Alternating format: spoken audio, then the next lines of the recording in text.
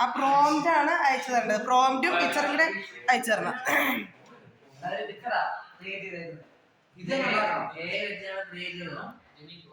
ഇതുപോലെ നിങ്ങൾ picture create ചെയ്യണം.